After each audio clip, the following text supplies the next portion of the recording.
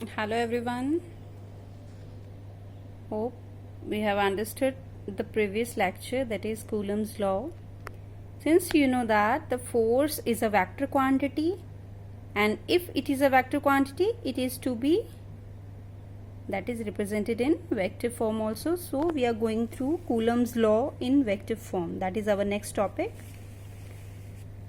Since we have taken the xy coordinate, and in xy coordinate O is the origin with respect to which the two charges are taken. Q1 and Q2 are the two charges which will interact with each other. Q1 का distance origin से R1 है और इसे क्या कहते हैं हम? Position vector of Q1 with respect to origin, where R2 vector is the position vector of Q2 with respect to origin O, right? Let us consider these two charges are like charges. हम like के लिए भी करते हैं, हम unlike के लिए भी करते हैं, बट पेपर में एक ही करना है, दूसरा understood है, right? So we are taking like charges here. Let us consider first of all the force is exerted on second charge due to first charge. It would repel Q1 would repel Q2. The force will be in this direction. That is force on second due to first. Second charge के ऊपर force लगी first की वजह से, तो वो repulsive है, इसने इसे repel किया. The force will be here. Similarly जब Q1 पे force आई तो Q2 ने लगाई, that will again a repulsive force. तो Q2 ने Q1 को क्या किया? repel किया. And we have written F12, that is force on first charge due to second charge, right? तो F21 is the force on second charge due to first. F12 is the force on first due to second charge, right? This is the very basic diagram. See, here we have taken the two like charges. F21 is the force which is exerted on second due to first, repulsive force, and F12 is the force which is exerted on first due to second charge, again the repulsive force. So here since Coulomb's law क्या बोलता है? That is the force is equal to 1/4 pi epsilon naught Q1 Q2 upon R square. बेटा this is just the magnitude, right? यहाँ तो direction बताई नहीं है. अब फोर्स हमारे पास वेक्टर क्वांटिटी है, तो वेक्टर क्वांटिटी को हम एरो से रिप्रेजेंट करते हैं.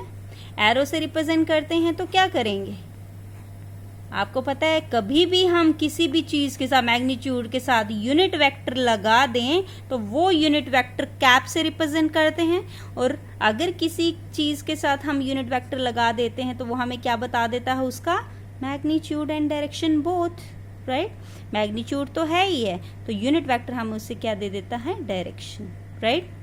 तो this is how we can write your vector form of Coulomb's law, right? अब हमने यहाँ पे दो चार्जेस लिए हैं तो दोनों फोर्सेस को लिखते हैं इसी तरीके से. तो कैसे लिखेंगे? F पहले 2-1 को निकाल लें या 1-2 को, मर्जी है. F21 को निकाल लेते हैं तो क्या बनेगा? ये बेसिक तो सेम ही रहेगा, 1/4 पाई एप्सिलॉन नॉट Q2 पहले है तो 2 को पहले लिख लो, 1 बाद में तो बाद में लिखो. 1 को 2 से करो या 2 को 1 से मल्टीप्लाई करो, एक ही बात है. तो यहाँ पे बच्चा 2-1 है तो यहाँ पे भी क्या लिखना है? 2-1 ही लिखना है. तो स्क्वायर है, स्क्वायर लिख दिया. यहाँ पे भी R की जगह यहाँ 2-1 है तो यहाँ पे भी क्या आ जाएगा? 2-1 और कैप वैसा का वैसा लिख दिया. क्लियर? सिमिलरली अब आपको पता है R वेक्टर को हम कैसे लिखते हैं?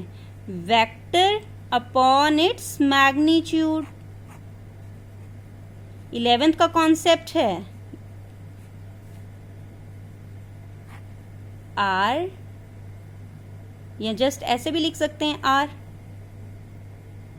Unit vector is equal to the vector upon its magnitude. Magnitude को इस तरीके से भी लिखते हैं, इस तरीके से भी लिखते हैं. तो यहां पे लिख लीजिए R21 वेक्टर को हम कैसे लिख देंगे? R21 vector upon R21, right? इस तरीके से लिखते हैं. तो इस इक्वेशन को फिर से हम इस फॉर्म में कैसे लिखेंगे? R21 यूनिट वेक्टर की जगह आप ये लिख दीजिए। तो क्या बन जाएगा, चलिए यहाँ पे F21 vector is equal to 1/4 epsilon naught Q2Q1 upon R21 का स्क्वायर, और R यूनिट वेक्टर की जगह देखिए यहाँ पे R21 यूनिट वेक्टर की जगह हम ये लिखेंगे। तो क्या बनेगा, R21 vector upon its magnitude. यहाँ पे स्क्वायर है मैग्नीट्यूड का, यहाँ पे एक है तो क्यूब हो जाएगा। What will you get, 1/4 epsilon not Q2 Q1 को Q1 Q2 भी लिख सकते हैं। तो ये बन जाएगा R21 का cube, and here you will get R21 vector, right. Let this equation be, and this equation let it be first, right. अब F12 को भी लिखिए। 1 2 कैसे लिखेंगे, सिमिलरली लिख सकते हैं, बस जैसे यहाँ 2 1 था, यहाँ 2 1 था, अब यहाँ 1 2 है तो 2 1 को 1 2 से रिप्लेस कर देंगे, बाकी सेम रहेगा। तो Q1 Q2 अपॉन 2 1 की जगह 1 2 का क्यूब और R12 का वेक्टर। इसी इक्वेशन को 2 1 की जगह 1 2 कर दिया। Late it B second equation, right. Now अब आपको ये भी याद है कि F21 वेक्टर को हम कैसे लिखते थे, R2 vector minus R1 vector, and similarly R12 vector को R1 माइनस R2। और आपको ये पता है कि मैग्नीट्यूड R12 हो या R21 हो, वो दोनों आपस में बराबर होते हैं। मैग्नीट्यूड जो हुए, डायरेक्शन तो हमने उठाई नहीं, डायरेक्शन तो ऑपोजिट है दोनों की, बट मैग्नीट्यूड तो बराबर हैं, तो R12 R21 के ही बराबर है। तो फर्स्ट और सेकेंड इक्वेशन को रीराइट अबव इक्वेशंस। तो क्या बन जाएगा, F21 लिखते हैं सबसे पहले, देखिए ये है, क्या बनेगी, 1/4 epsilon not Q1 Q2 upon R21 cube, और R21 को मैं यहाँ क्या लिख दूँ, R2 माइनस R1। मॉड नहीं डाला है, ब्रैकेट डाली है। सिमिलरली F12 को अगर मैं लिखूं तो 1/4 epsilon not Q1 Q2 upon R, ma'am ने बोला 1 2 2 1 सेम ही है, 1 2 2 1, नीचे मैग्नीट्यूड है ना, मैग्नीट्यूड को R21 लिखो या 1 2 लिखो, तो मैं 2 1 ही लिख देती हूँ इसको। तो क्यूब 1 2 की जगह 2 1 लिख दो, मैग्नीट्यूड्स तो बराबर हैं, बट यहाँ पे तो वेक्टर है वो बराबर नहीं है, तो R1 माइनस R2 ही लिखेंगे। अब दोनों में डिफरेंस देखिए, दोनों इक्वेशंस में डिफरेंस क्या है, ये चीज तो सेम है ना, यहां तक ये चीजें सेम है, बट डिफरेंस है R2 minus R1, this is R1 minus R2। तो यहां का माइनस साइन बाहर अगर हम ले लें तो इक्वेशन क्या बनेगी, दैट इज F12 को माइनस बाहर ले लें तो what will you get, 1/4 epsilon not Q1 Q2 upon R21 तो वैसे ही लिखा है हमने, क्यूब, यहां से R1 माइनस R2 था, R2 माइनस R1 अगर हम लिखते हैं तो मैंने क्या कॉमन लिया, माइनस साइन बाहर लिया, राइट। तो F12 is equal to minus of, अब ये पूरा का पूरा क्या बन गया बच्चा, देखो पीछे, ये पूरा का पूरा क्या है, F21, that is minus of F21। बताइए ये कौन सा लॉ था, न्यूटन्स का third law, that is Coulomb's law obeys, is in agreement with Newton's third law,